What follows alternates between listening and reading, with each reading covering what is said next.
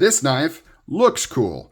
What's going on, guys? Carter here with Edged Mindset. We're taking a look at the creature from Arcane Designs. Why do I say that this knife looks cool? Because it does. I mean, that is the primary feature of this particular knife, is the aesthetics of it, is the design of it. But we're going to dive into this and actually talk about it in terms of, is it a viable knife for your EDC? Will it fit your needs that you're looking for, that kind of a thing. So this is the creature designed by Israel over at Arcane Designs. I'm a big fan of the company.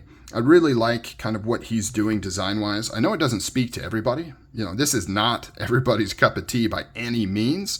But as a knife enthusiast and as somebody that's been in the knife community and world for over a decade, I always appreciate it when I see a unique voice kind of pop up in a sea of same, standard stuff.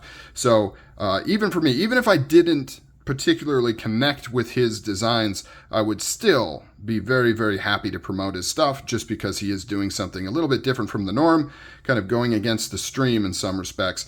And there's no difference here. So most of his knives are horror or sci-fi based, and this is no exception. This is based on the creature of the Black Lagoon, and you see kind of an attempt at creating kind of a gill-like pattern inside the milling here to bring that together, as well as a creature from the Black Lagoon custom logo, which he does custom logos for all of his knife designs.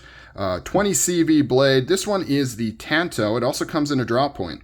And the drop point is very reminiscent of a Microtech SOCOM Elite. Now, I only have the Tanto here, so that's what we're going to be speaking about.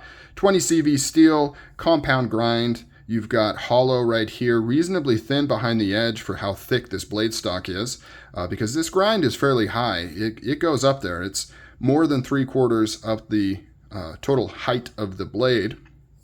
Flat ground on the tip, and you can see it's not crazy thick. You've got a relatively delicate tip there, and look how long this leading edge is. That is a very long leading edge for a Tanto blade. Swedge up at the top. You've got a little bit of a hump here, almost the beginnings of a harpoon. It's like a harpoon wants to come out of this thing, and I think this would look absolutely sick with a harpoon on the top of it. Maybe a bit too much, but I think it would look cool. So if you're needing something where you can get some slicey in the back and then some stabby up at the front, this is actually a really, really good choice. In fact, in my opinion, this is one of the more usable Tantos, at least one of the more usable design first Tantos that I have come across. I think this one is very functional. Now, you're not going to get a ton of slicing up at the front here, but it's not as thick as you might think. It's relatively thin up there, sharpened very, very well. I like it a lot. You got thumb stud deployment here. They are kind of just squared off. I do wish that maybe they were domed, or I don't know. They're not the most comfortable. They're very functional. You can really get in there and flick this thing open, but they are a little squared off. I would have liked to have seen something else done there, and I also think it would have visually looked a little bit better. They're kind of plain. Jimping on the back here, it's medium, maybe medium low, not very functional, not very useful. I would love to see some more aggressive jimping on the back here. That would help out a lot. Or just get rid of it. So that's kind of my take on jimping. Either make it aggressive and functional, or just get rid of it. I don't find the look of jimping all that appealing. You know, to me, it's a functional thing. And so if it doesn't function that well, if you can't get it to function that well or don't want it to, just ditch it, make it smooth. I think this would look a lot cleaner without it. And I really don't think you'd be losing much by getting rid of that jimping. But that's just my opinion. We've got titanium collars around the pivot here, which is kind of a trademark of his design. You'll see that a lot, these kind of asymmetrical shapes around the pivots. And you can also buy different anodized colors and materials, mokutai, kind of to add a little pop of color or whatever it is you want. The handle scales, all titanium, frame lock with a Lockbar insert right there. You've got all this heavy chamfering, very geometric, very kind of aggressive type looking. And just as a side note, this is not the exact finish this knife came with. Originally, it just had solid PVD with maybe a light tumble. So basically the exact same as the blade, the entire knife. I threw it in a stone washer for a little bit because I just wanted some contrast between the handles and the blade. And also this PVD does not hold up all that well, and so I knew it was going to get marked up anyways by carrying it, so I just preemptively stonewashed the whole thing to kind of make it uniform so that you didn't have scratches kind of stand out on the pocket clip and things like that. Let me know down below what you think of it. I'm kind of on the fence. Do you think it looks better with the stonewashed handle there, or does it look just beat up and not good? I really would like to hear your opinion on there. Milled titanium pocket clip, right hand, tip up, carry only, back spacer. I believe it uses a single screw back here. Nope, 2 screws. This one goes through the pocket clip, I believe, and then there's a barrel spacer in between this back spacer right there. Ergonomics are actually really, really good. It's kind of a thinner type handle, so if you don't like thin handles, this may not speak to you, but you've got this really nice finger choil here with this flipper, and so, you know, if you plan on doing some penetrating, you're not going to slip up on this knife. This is about as much hand protection from slipping up as you would ever possibly need. Even without this jimping here, you are locked in. And of course, one thing I like to point out with flippers is that if your lock bar failed somehow, you have a little bit of added protection where that flipper is going to hit your index finger and hopefully not close on you, or at the very least, it'll slow it down or allow you some time to get out of the way. That is one of the benefits of a flipper.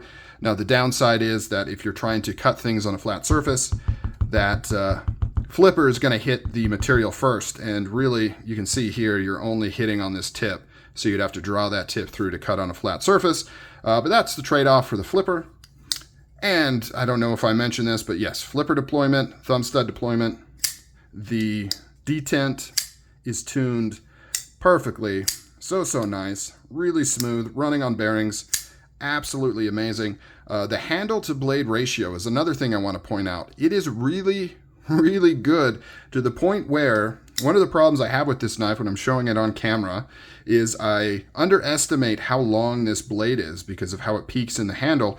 And oftentimes I'll go to deploy it and I'll hit stuff because I think I've got enough clearance and I don't. And I will hit like my camera stand, or I'll hit other objects that are in frame. So a little bit of a problem that I have. But it also means that you're going to get a lot of blade for this handle, because you can see the way it's designed. It really goes all the way down there. Thumb stud deployment works really, really good. You can see the logo right there, Arcane Designs. I don't think we've done sizes on this. It's 3 3/4 inch blade. Overall length I think is 8.5. Yep, 8.5. Here it is compared to a Remet Rhino. In case you have one of those, you can kind of see.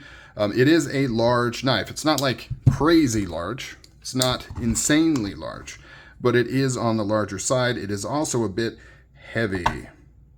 4.6 ounces, not too bad, you know, for a full titanium, full metal thickness. It's got lightning pockets on the inside here, but metal is heavy, titanium is heavy, and so you're gonna feel that in this knife for sure. Pocket clip works really, really good. Nothing gets hung up. I've carried this a bunch.